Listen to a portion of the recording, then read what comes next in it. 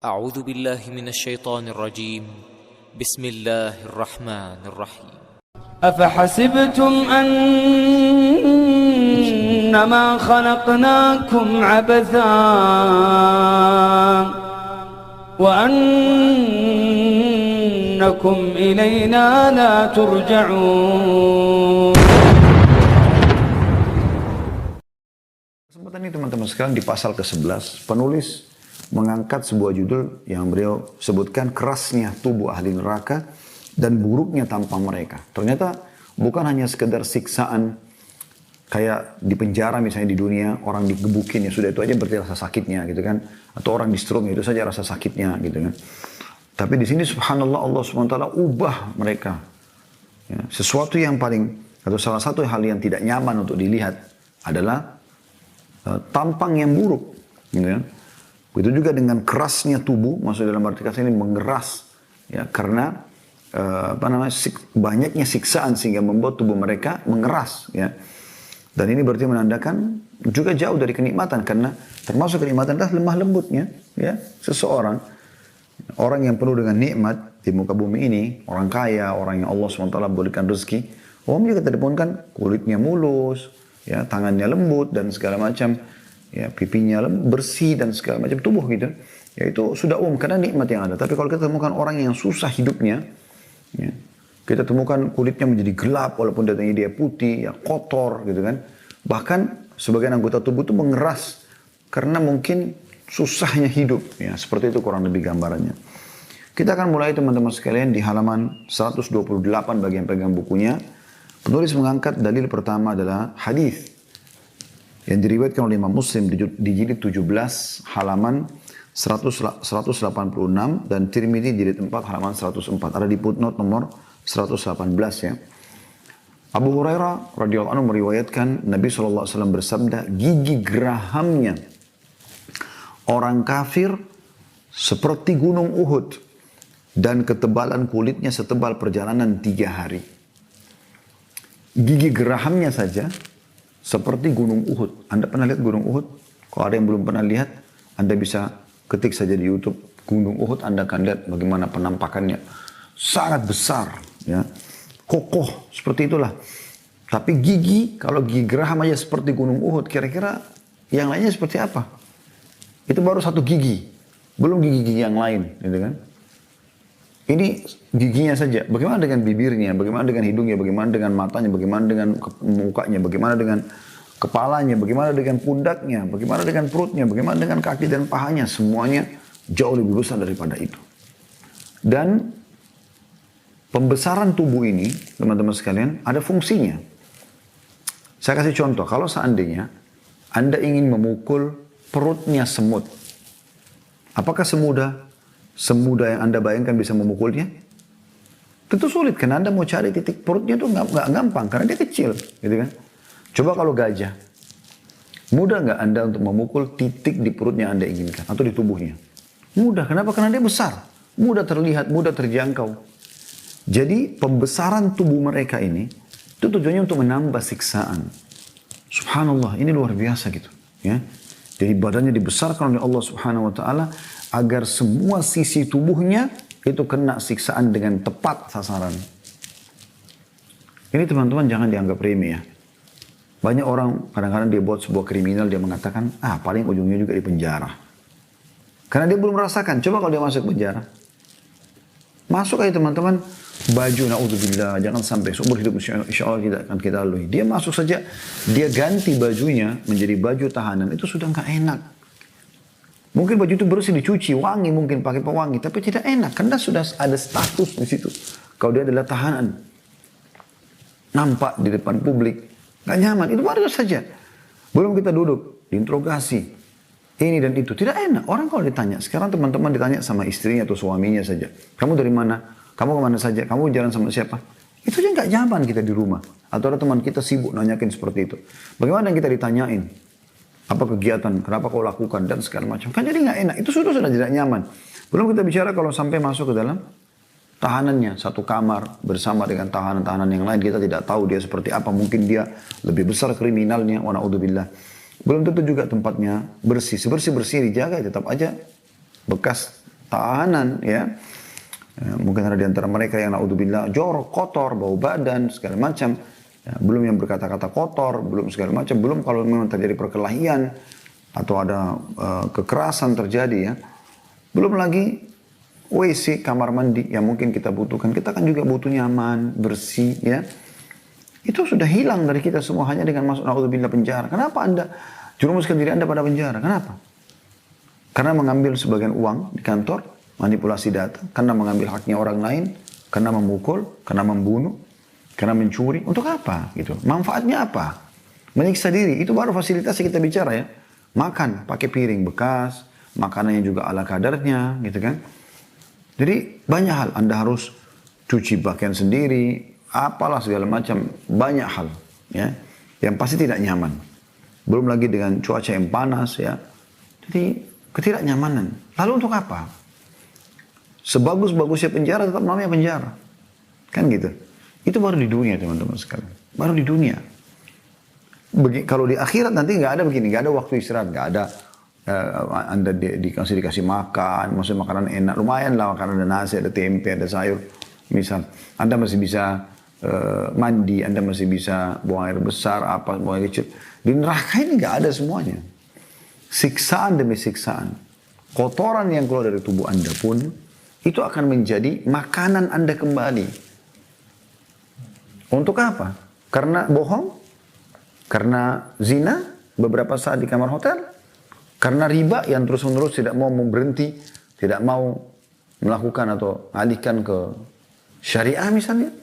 Untuk apa? Manfaatnya apa gitu? Toh kita juga makan, kita minum teman-teman sekalian. Dalam akidah seorang muslim, nggak ada sesuatu yang kalau kita khawatirkan karena rezeki sudah dicatat oleh Allah SWT. Kata Hasan Basri rahimahullah, aku selalu tenang dan senang karena aku tahu rezekiku tidak akan diambil oleh orang lain. Nggak ada sesuatu yang perlu dikhawatirkan. Bekerja, belum kita dapatkan, belum rezeki kita dengan ikhtiar yang lain. Kata Nabi SAW, tidak akan meninggal satu jiwa kecuali rezekinya semua sudah diberikan kepada dia. Sepotong roti pun yang sudah dicatatkan oleh Allah SWT di Lauhul Mahfuz akan sampai ke mulut Anda sebelum Anda meninggal dunia. Seteguk air pun akan sampai kepada Anda. Kita boleh ikhtiar ya, tapi jangan sampai masuk kepada yang haram. Anda kalau melakukan hal yang halal, Anda nikmati, dapat pahala. Yang haram itu tidak ada gunanya. Gitu kan. Lalu untuk apa teman-teman? Sibuk dengan pendapatan haram. Pernah ada seseorang ibu bertanya kepada saya waktu itu di daerah Kelapa Gading, ada pengajian. Dia mengatakan, Ustaz, kalau kita nggak cuci rumah dengan uang riba sekarang, maka kita tidak akan pernah punya rumah. Lalu saya balik bertanya, emang ibu kalau nggak punya rumah di dunia kenapa? Coba renungi baik-baik, kenapa?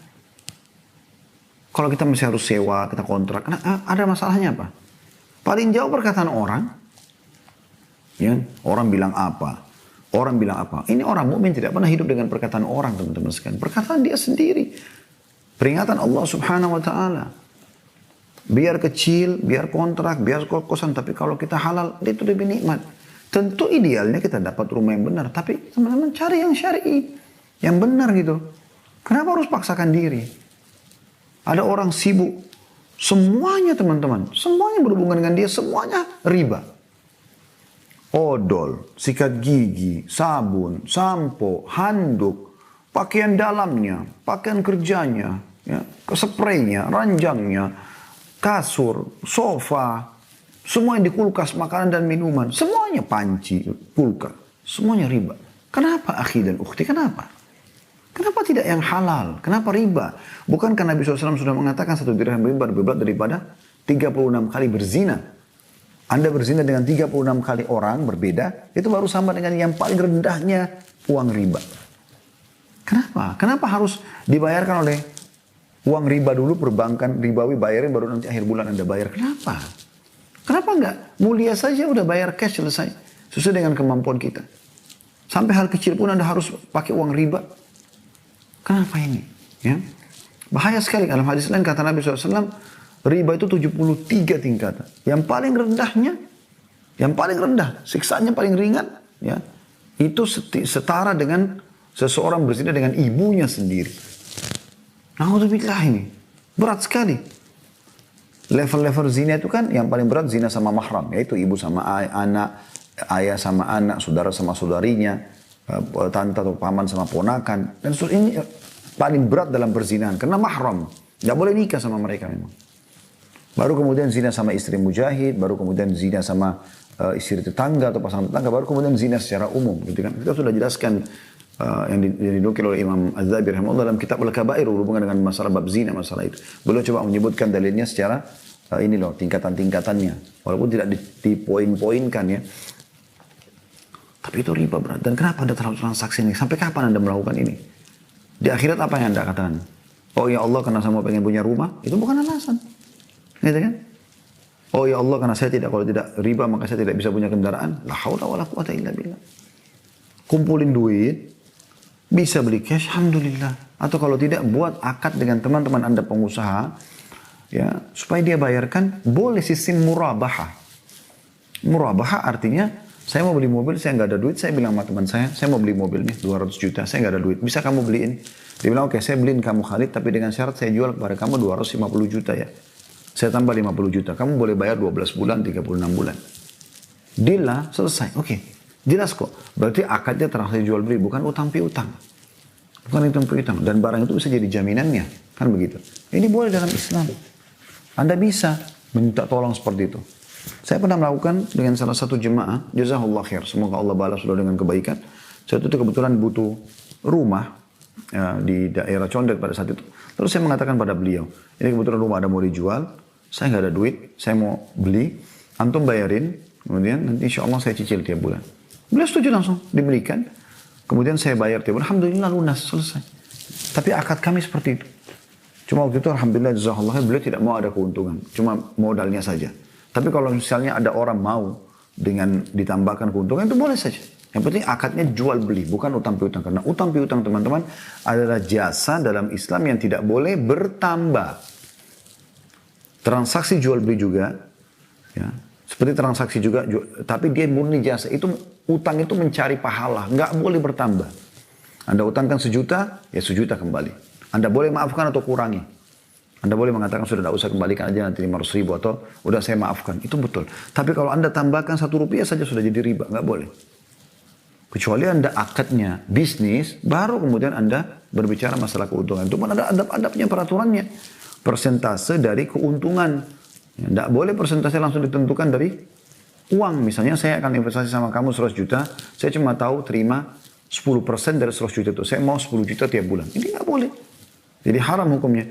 Tapi berapa keuntungannya kita bagi. Persentasenya ditentukan misalnya 50-50%, 60-40%. Tapi dari keuntungan.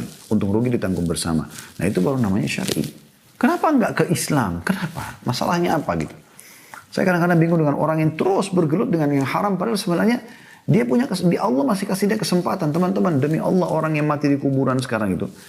Ya, itu berharap bisa kembali ke dunia, taubat pada Allah. Karena taubat itu betul-betul tiket yang luar biasa untuk menyelamatkan kita dari api neraka. Selamat dari tempat siksaan yang luar biasa. Nggak bisa dibayangkan 24 jam teman-teman non-stop disiksa. Nggak ada berhentinya. Kalau di penjara kita digebukin 5 menit, 10 menit, babak belur selesai. Bahkan ada dokternya, diobatin segala macam, masih bisa tidur, bisa istirahat, kalau sakit diobatin. Masih bisa dikasih makanan. Di neraka nggak ada, gitu-gitu nggak ada. Allah SWT mengatakan, wa bi'sal masir, seburuk-buruk tempat untuk yang ditempuh. Bi'sa qarar, seburuk-buruk tempat tinggal. Allah SWT penciptanya mengatakan itu. Menyesal nanti. Jangan digampang-gampangin masalah ini.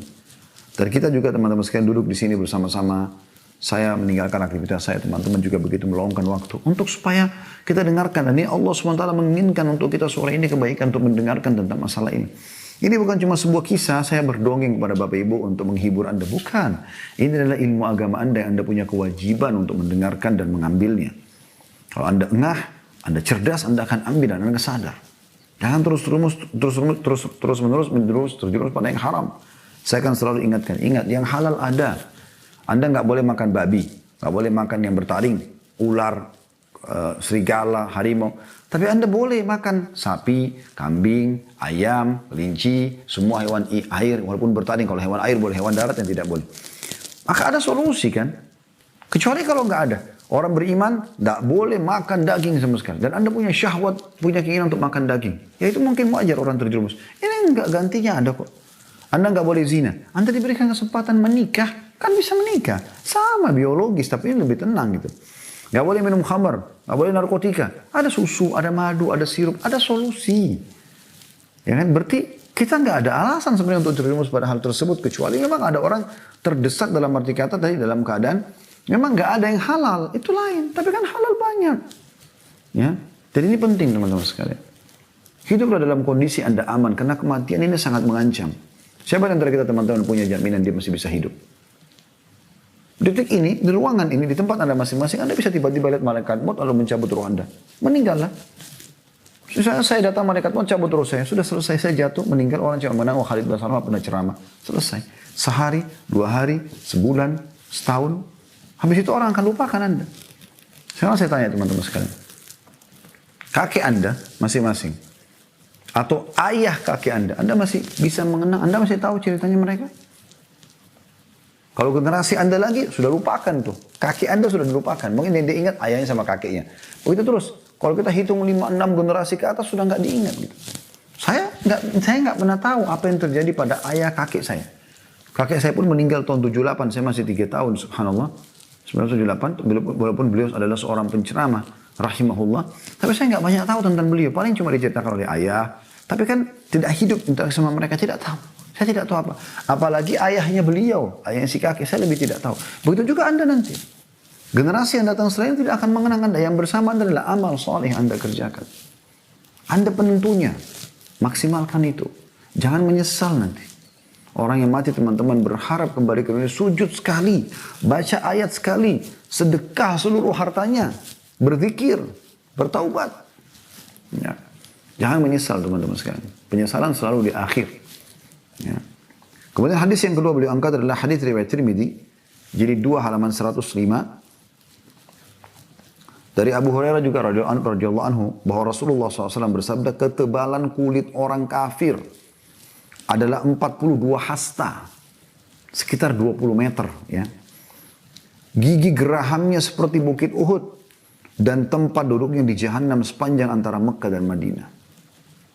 Neraka Jahannam ini bukan lagi 10 hektar, 100 hektar, ya, tempat tanah penjara, seluas langit dan bumi ini besar. Seperti ya, tempat yang luar biasa gitu. Besar, tidak bisa dibayangkan. Kita sudah jelaskan itu pada saat memaparkan hadis tentang Nabi SAW sampaikan neraka akan didatangkan yang ditarik dengan 70.000 rantai. Di setiap satu rantai ada 70.000 malaikat yang menariknya. Ya. Berarti 4,9 miliar malaikat yang menarik bangunan itu. Hampir 3/4 penduduk bumi ini narik satu bangunan. Bagaimana besarnya bangunan itu? Itu luar biasa gitu. Bangunan yang bergerak, bangunan yang bisa berbicara. Ada lehernya neraka. Nanti akan kita jelaskan di bab-bab setelahnya insya Allah. Bagaimana akan keluar leher neraka dan mengatakan aku ditugaskan untuk menghukum semua orang-orang yang sombong. Ya. Jadi ini tempat yang luar biasa gitu. Anda pun kita pelajari di bab kita yang pertama ya. Tentang masalah neraka. Bagaimana kita minta berlindung dari api neraka.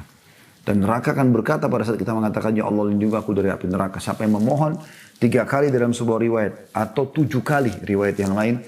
Dalam sehari minta agar diselamatkan dari api neraka. Neraka akan mengatakan ya Allah hambamu fulan. Dia merespon kita sekarang. Hambamu fulan memohon ampun. Memohon agar diselamatkan dariku maka selamatkan dari api neraka. Kalau kita mohon 3 kali atau 7 kali surga, maka surga akan mengatakan, ya Allah, surga berbicara. Makhluk Allah yang luar biasa gitu. Ya. Jadi bukan kita bayangkan seperti bangunan rumah kita yang benda mati, nggak bisa ngomong, nggak bisa melihat. Tapi ini makhluk Allah ini beda. Surga akan mengatakan, ya Allah, hambamu fulan telah memohon masuk ke dalamku, maka masukkanlah kita ke dalam surga. Kata Nabi SAW, ya, demam itu adalah tiupan panasnya api neraka. Maka dinginkan dengan air. Jadi ada interaksi kita dengan neraka itu. Dalam riwayatnya nanti akan kita pelajari di bab-bab setelahnya insya Allah akan ada. Sesungguhnya neraka mengeluh karena panasnya. Sebagian membakar sebagian yang lain. Panas sekali. Ya. Dan kita sudah jelaskan juga bagaimana apinya warna hitam. Bukan lagi merah, bukan lagi putih. Tapi menjadi hitam. Karena Ibnu Abbas menjelaskan masalah itu. Dipanaskan 1000 tahun. merah. 1000 tahun lagi memutih. 1000 tahun lagi menjadi hitam. Maka dia hitam, kelam. Neraka jahanam itu panas sekali. Maka dia berkeluh kesah karena sebagainya membakar atau membakar yang lainnya. Maka Allah SWT mengizinkan neraka untuk bernafas 2 kali. Dan itulah yang kalian dapatkan, kata Nabi SAW, di musim panas yang sangat dan di musim dingin yang sangat. Itu hembusan neraka. Jadi kita bisa rasakan sebenarnya. Makanya Nabi SAW mengatakan seseorang di antara kalian lebih dekat dengan surganya daripada tali sendalnya sendiri. Dia patuh nih, dia jujur, dia amanah, dia sholat, dia puasa, dia kerjakan ibadah-ibadah. Dia mati masuk surga. Dekat sekali, lebih dekat daripada tali sendalnya. Tinggal tunggu mati masuk. Atau dia, dan seseorang di antara kalian lebih dekat dengan nerakanya daripada tali sendalnya sendiri. Artinya dia zina, dia bohong, dia riba, dia membunuh, dia segala macam. Mati langsung masuk neraka. Disiksa Allah SWT. Ya? Kayak ini hati-hati sekali. Dan di sana teman-teman ternyata diburukkan tampangnya, dikeraskan tubuhnya, dibesarkan supaya lebih merasakan siksaan tersebut. Ya. Kemudian beliau mengangkat dalil yang ketiga adalah hadits Abu Hurairah juga radhiyallahu anhu meriwayatkan dari Nabi SAW mengenai firman Allah, "Yauma nad'u kulla unasin bi imamihim." Dan pada hari itu kami panggil ya, tiap umat dengan pemimpinnya. Surah Al-Isra ayat 71. Maka beliau bersabda, "Yud'a ahaduhum fayu'ta kitabahu biyamini wa yumaddu lahu fi jismihi 60 dhira'a wa yubayyadu wajhuhu wa yuj'al 'ala ra'sihi tajun min nurin yatala'la fayantaliqu ila ashabihi fayarawnahu min ba'id fayaqulun Allahumma atina bihadza wa barik lana fi hadza hatta ya'tiyahum." Artinya, saya terjemahkan dulu karena cukup panjang. Akan didatangkan seseorang di antara mereka pada hari kiamat yang telah menerima bukunya dengan tangan kanannya. Insya Allah semoga kita termasuk ini ahli surga ini. Kemudian akan ditinggikan tubuhnya 60 hasta ke langit. Ya. Jadi mirip sama Nabi Adam alaihissalam, sekitar 27 sampai 30 meter kurang lebih tingginya. Kemudian diputihkan, dicahayakan wajahnya. Dan akan diberikan di kepalanya mahkota yang penuh dengan cahaya yang mengkilat, berkilau. Kemudian dia pun menuju kepada teman-temannya yang sama-sama ahli surga yang menerima buku sebelah kanannya. Kemudian teman-temannya pada berkata pada saat melihat dari jauh, "Ya Allah, datangkanlah orang ini kepada kami dan berkahilah kami dengan kedatangan dia sampai dia tiba." Maksudnya teman-temannya berharap biar orang ini datang kepada kami dan ceritakan. Karena begitu luar biasa dia pakai mahkota setelah Allah SWT hakimi dia. Gitu kan. Maksudnya menimbang amalnya. Yang masih antri ini, pada lihat temannya nih. Wah, ini luar biasa dia selamat nih. Wajahnya putih, tubuhnya besar. Pakai mahkota dari cahaya yang terang. Maka datanglah orang ini kepada teman-temannya sama-sama orang beriman. Fayaqul abshiru. Orang itu mengatakan, terimalah berita gembira. Likulli rajulun minkum mithla hadha. Kalian pasti akan dapat seperti saya. Karena sudah menerima buku sebelah kanan, ya, tangan kanannya. Qala, lalu Nabi SAW bersabda, "Wa ammal kafiru fayusawwadu wajhu wa yumaddu lahu fi jismi 60 dhira'an ala surati Adam wa yulbasu tajan min nar." Artinya sementara orang kafir, wa na'udzubillah, na'udzubillah. Jangan sampai teman-teman sekalian kita menjadi orang kafir. Dan bagi teman-teman yang memiliki kerabat, tetangga, orang kafir, doakan mereka, dakwahi mereka. Ikhlaskan niat karena Allah, semoga Allah menyelamatkan mereka. Maka orang kafir akan dihitamkan wajah mereka. Walaupun dia putih sekali di dunia, akan menjadi hitam kelam wajahnya. Kemudian ditinggikan badannya 60 hasta ke langit, mirip sama ahli surga tadi, seperti postur tubuhnya Nabi Adam. Dan diberikan mahkota di kepalanya dari api. Panasnya luar biasa itu ya. Fayarahu ashabu fayakulun. Maka teman-teman yang menerima juga buku dari tangan kiri, wa na'udzubillah, melihatnya dari jauh. Maka mereka berkata, "Na'udzubillahi min syarri hadha." Ya Allah, kami berlindung kepadamu dari keburukan orang ini.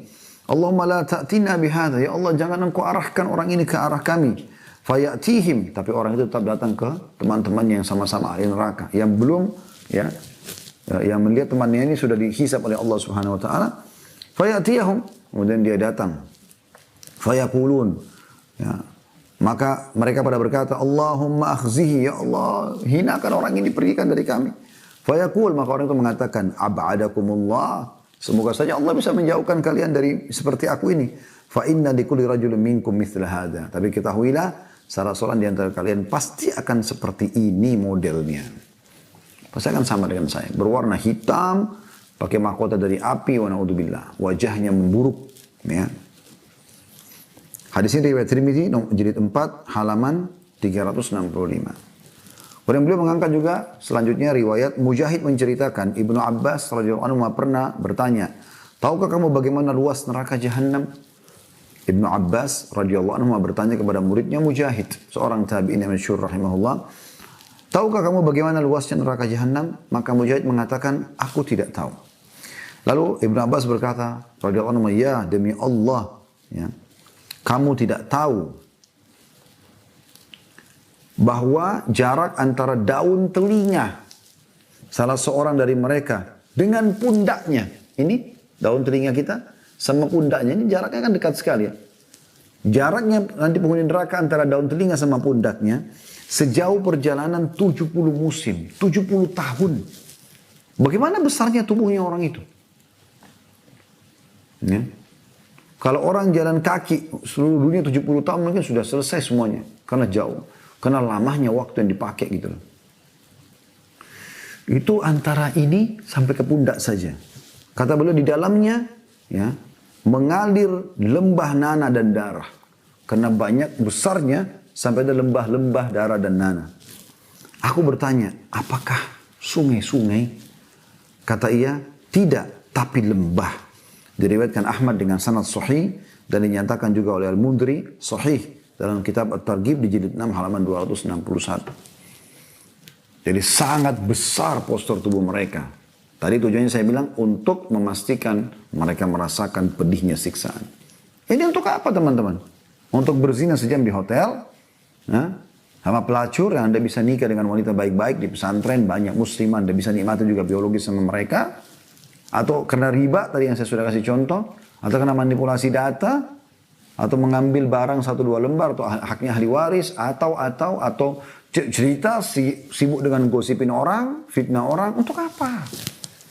Apa yang didapatkan ini teman-teman? Saya tanya teman-teman kalau buat maksiat, apa badannya tambah sehat?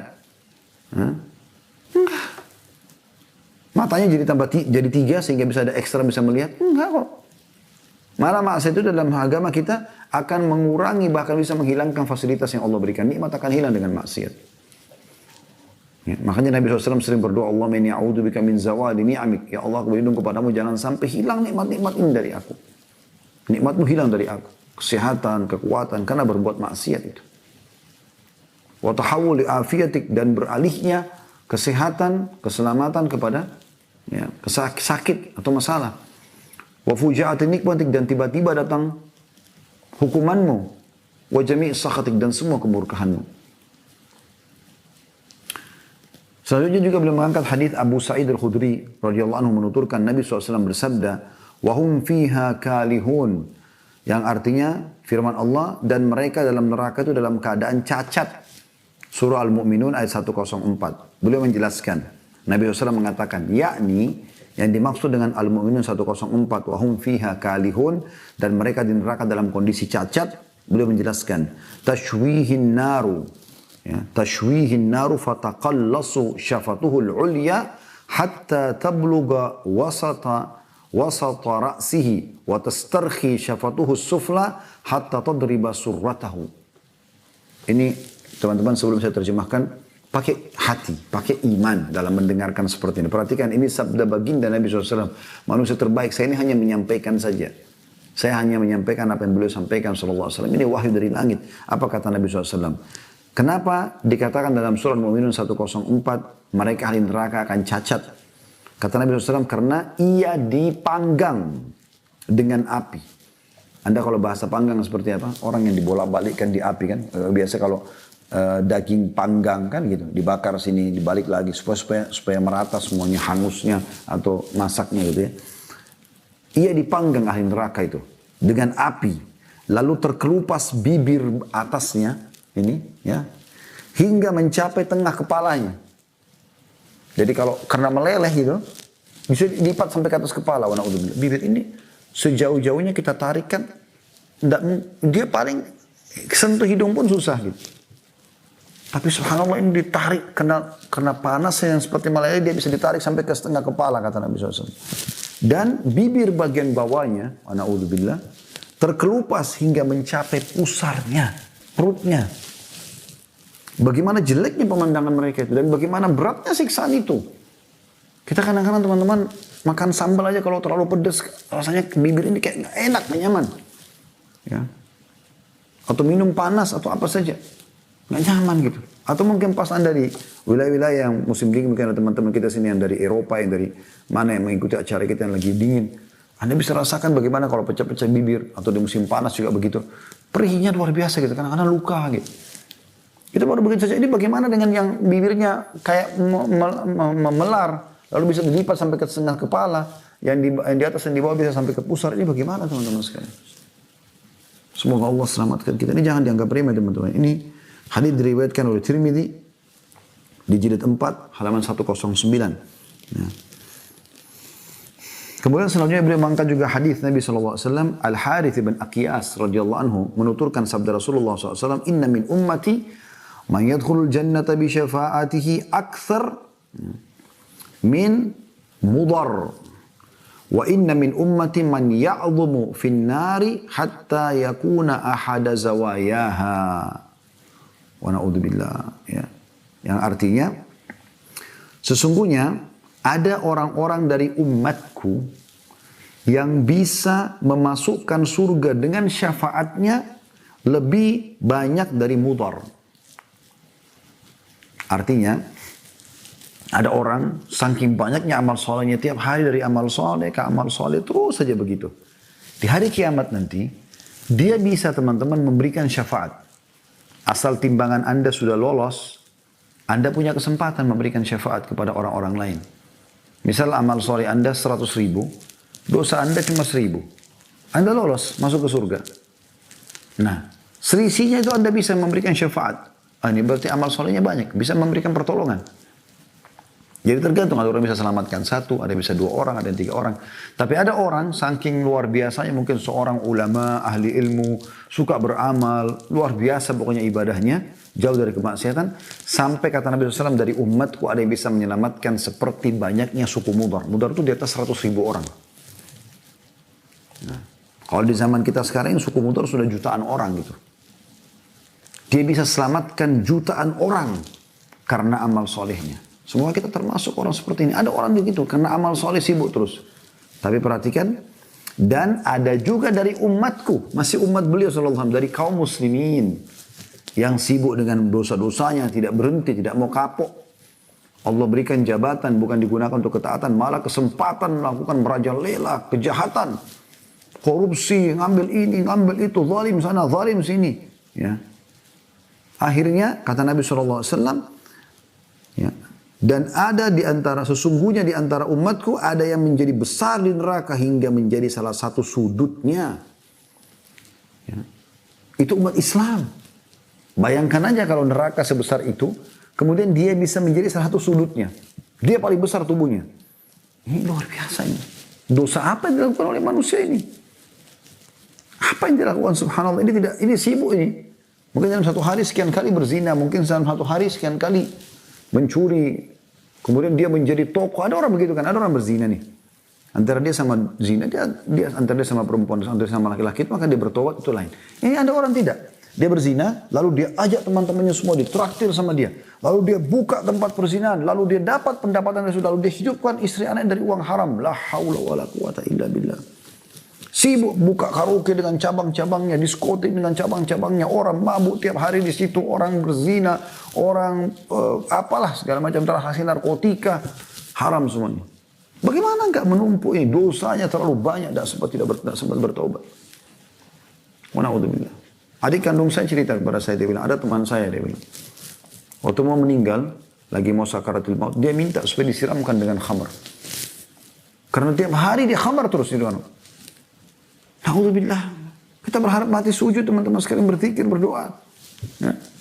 Anda bisa selamatkan diri Anda sendiri. Demi Allah, semua yang di sekeliling Anda ini, ya teman-teman, ya orang tua, ya pasangan hidup, itu cuma bisa ngantar sampai ke liang lahat. Nggak akan masuk tinggal ke dalam. Mustahil. Kalau mereka orang baik, mereka mesti doakan Anda. Kalau mereka orang buruk, paling sedih sebentar harus pergi. Anda sendiri di kuburan. Sendirian. Makanya Rabi' ibn Haytham rahimahullah pernah menggali liang lahat di belakang rumahnya. Hampir tiap hari beliau masuk. Masuk supaya tidak terganggu imannya. Supaya selalu rajin beribadah. Dan kenapa sih kalau Anda menjadi orang baik? Kenapa? Saya bingung dengan orang yang tidak mau jadi orang baik ini. Dan jadi orang baik jangan setengah-setengah. Sekalian hijrah jadi orang yang baik maksimal. Supaya Anda tutupin kesalahan Anda yang lalu. Ini enggak. Hijrah tapi masih setengah-setengah. Enggak. Sekalian jadi orang baik. Rabi' bin Haytham duduk. Sambil dia lihat dinding kuburan tersebut. Gelap. Ya. Kemudian dia membaca firman Allah SWT. Qala rabbirji'un. La'alli a'malu salihan fima tarakt. Ada sebuah potongan ayat berbunyi begitu. Nanti ahli neraka akan mengatakan, ya Allah, kembalikan aku di dunia. Semoga aku bisa mengerjakan amal saleh yang pernah aku tinggalkan. Teman-teman nanti kalau sudah lihat malaikat maut, ingat perkataan saya ini. Maka yang Anda bayangkan lagi bukan kenikmatan biologis, walaupun dengan istri atau suami. Bukan lagi meeting yang menghasilkan miliaran rupiah. Bukan lagi building yang Anda lagi target untuk beli atau tanah. Bukan lagi restoran favorit. Bukan lagi pakaian yang bermerek. Bukan lagi itu. Allah menggambarkan orang kalau sudah menghadapi kematian, dia udah tahu ini. Dia akan menuju kemana? Qala rabbirji'un. Wahai Tuhanku, kembalikan aku. Jangan dimatikan dulu. Untuk apa? Kembali meeting bisnis lagi, kembali biologis lagi, walaupun yang halal, apalagi yang haram, gitu kan? Kembali lagi ke restoran favorit, kembali lagi ke baju-baju bermerek, pameran-pameran dan segala macam. La'alli a'malu salihan fima tarakt. Semoga aku bisa beramal saleh yang pernah aku tinggalkan. Itu aja nih harapin. Anda akan berharap pada saat itu bisa ngaca Al-Quran, 2-3 ayat, bisa zikir pagi petang, bisa sholat malam, bisa baca Quran, bisa sedekah, bisa bakti sama orang tua. Itu Anda rindukan nanti. Demi Allah itu benar teman-teman sekalian. Ini perkataan ini bukan saya lagi dongeng sama Anda. Ini perkataan peringatan dari Allah. Cuma keluar dari mulut saya teman-teman sekalian. Sadar sebelum tiba saatnya. Jangan terus dalam dosa. Dan dosa tidak pernah mau taubat. Terulang terus kesalahan yang sama. Udah masa lalu kita tidak bicarakan. Tapi nanti ini. Kedepannya perbaikin. Tujuan kita setiap pengajian begini. Mulai sekarang Anda berubah ke depannya. Tutup semua masa lalu yang buruk itu. Dan saatnya menjadi orang baik. Dan ingat pesan saya. Jadi orang baik sekaligus. Sekalian. Jangan setengah-setengah. Hijrahnya setengah-setengah. Penampilannya sudah mulai hijrah. Tapi ya masih ada buka pintu ini. Masih ada buka pintu itu. Kenapa? Kenapa enggak 100%? Yakin kepada Allah Subhanahu Wa Taala. Ini luar biasa teman-teman. Hati-hati. Karena ini dari umat Islam yang akan menjadi bagian daripada sudut api neraka karena besarnya dia sampai memenuhi sudutnya. Bayangkan luar biasa. Yang terakhir yang dikatakan oleh beliau adalah hadis Nabi SAW. Itu tadi itu hadis riwayat Ibnu Majah yang kita baru sebutkan ya. Dia jadi 2 halaman 1446 dan Hafidz Al-Mundhiri mengatakan dalam targhib dengan sanad bagus dia jadi 6 halaman 261. Yang terakhir yang beliau angkat adalah masalah kerasnya tubuh ahli neraka wa na'udzubillah dan buruknya tampang mereka. Abu Hurairah radhiyallahu anhu meriwayatkan sabda Nabi SAW, jarak antara 2 pundak orang kafir di neraka sejauh perjalanan 3 hari bagi pengendara yang cepat. Hadis riwayat Bukhari jadi 11 halaman 415 dan Muslim jadi 17 halaman 186. Nah, jadi jarak antara 2 pundak orang kafir di neraka sejauh perjalanan 3 hari. Jadi kita jalan 3 hari dari sini baru bisa sampai ke sininya, pundaknya. Kira-kira seperti apa itu teman-teman perjalanan? Ya. Saya pernah melakukan perjalanan naik darat ya dari Jakarta ke Surabaya waktu itu. Bisa ditempuh dalam sehari semalam gitu. Berangkat pagi ini, tiba besok lah ya, kurang lebih pagi. Pernah kami jalan sekitar jam 9, jam 10 pagi, bawa mobil kendaraan sendiri mungkin tibanya sekitar jam 1 malam, jam 2 malam. Nah, kalau lebih telat mungkin bisa sampai subuhnya gitu. Kalau lebih santai mungkin tibanya besok siang. Itu sudah perjalanan luar biasa itu. Sudah dengan suka dukanya, dengan mampir, dengan segala macam. Jauhnya itu luar biasa. Itu masih belum. 3 hari 3 malam perjalanan. ya, baru bisa sama dengan pundaknya orang kafir. Bagaimana besarnya mereka dan bagaimana tadi tujuannya supaya mereka betul-betul disiksa oleh Allah subhanahu wa ta'ala. Semoga Allah selamatkan kita. Dan insya Allah pada makan nanti kita akan lanjutkan di bahasan lanjutan di bab ke-11 insya Allah ya.